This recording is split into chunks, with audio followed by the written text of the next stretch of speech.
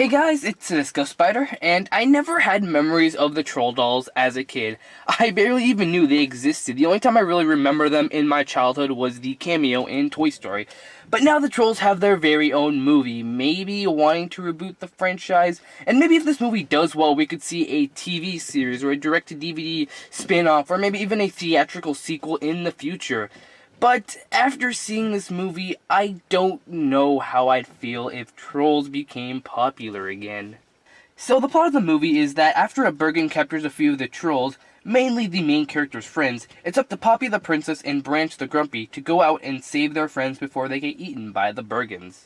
So to start everything off, let me talk about the positives. For one, the animation is absolutely beautiful. I really love how colorful this movie looks, and it's a good juxtaposition when comparing the life of a troll to the life of the Bergen, seeing how colorful and adorable the trolls are, and how ugly and gray the Bergens are. The hair on the trolls look great, and really cool when they stretch it out to make like a full head of hair. And the character animation isn't actually really ugly and unappealing. It actually has a unique and interesting style that both is visually unique and actually good looking, which not a lot of movies are both, to me at least. I know a lot of people like the animation of Cloudy with a Chance of Meatballs and Hotel Transylvania. But the village that the trolls live is pretty basic, and from what we're shown, it's just this giant underground space with grass and houses, making it look kind of bland. But however, this movie doesn't take place in the village that much, so that's excusable. So the animation in this movie is amazing, but as for everything else, one big problem that I have for this movie is that the plot has been done before. Now, for our first main plot, we have seen a story about two characters with different characteristics going on an adventure, and for this one, it's about rescuing someone, or people in this situation. And the problem with the plot isn't about the plot itself, but with the characters, but we'll get into that later. But for the second plot that they randomly introduce in the middle of the movie, the only maid we see in the king's castle, which is where the trolls are kept captive, has a crush on the king, and our two main characters and the captured trolls, which they find at the halfway point of the movie, team up to rescue one of the trolls that the king has kept for himself, and to get the king to fall in love with the maid. So, basically this movie turns into Cinderella. It's pretty much the same plot. I mean, they even reference the classic glass slipper scene in the movie. And although, yes, the ending of the movie is different from Cinderella, but that's because it had to tie in with the plot where the Bergens think they can only be happy by eating trolls. But as for the rest, the girl being a maid that gets mistreated, a mystical friend comes to change their look to impress a royal, having to leave during her and the royal have a special moment together, and having the royal find out his special girl he spent time with is some maid that isn't really how she was when they first met. And the thing is that the movie, for the most part, doesn't do anything to differentiate it. This plot has been done before, and it hits the exact things that those movies do, making this movie too predictable, which does ruin it, because during the movie you're just there saying, oh, we've already seen this before, oh, let me guess, this and this and this happens, and they do. And actually, for example, Aladdin, the Disney movie Aladdin, has a similar plot where a less than commoner tries to act different and more special to impress a royal. But at least the movie Aladdin has things to make it different and completely different from those types of story and to make it at least different from Cinderella. But this movie does not. And as for our characters, first we have our main character, Poppy. Poppy is the princess, soon to be queen of the trolls. She's a very positive character and she loves singing and hugging. And for our other main character, Branch, he's the outlier that hates doing what all trolls do, which makes him not fit in with the other trolls and has a negative view of things. Poppy is a very bland and generic character, and I'm not comparing her to most main characters or most positive characters like her in other animated movies. I mean, she's generic in this movie. She pretty much has the same personality that everyone else but Branch has in this movie, or at least the trolls. There's nothing really to differentiate her from the other trolls except that she gets more screen time.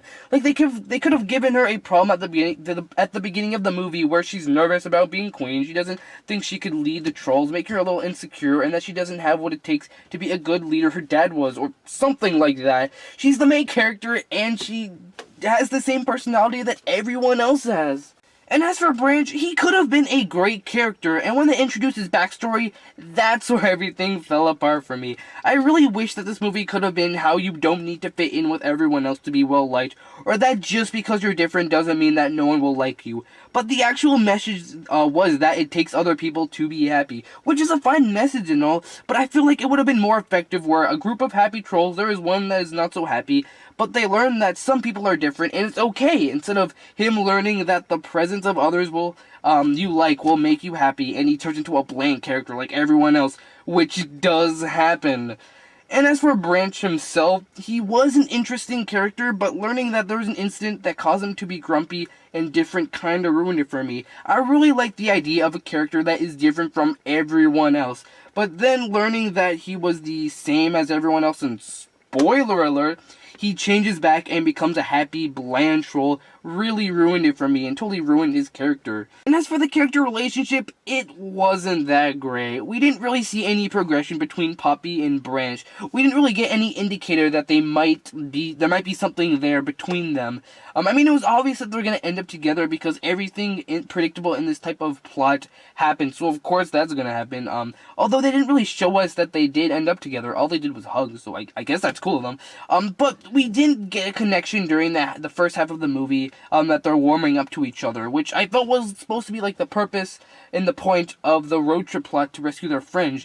But although I will give them credit that the juxtaposition on how happy Poppy is and how grumpy Branch is can be funny, and although this movie doesn't really have that much humor that I actually really laughed at, there were a few, especially that juxtaposition, that was at least somewhat entertaining for me.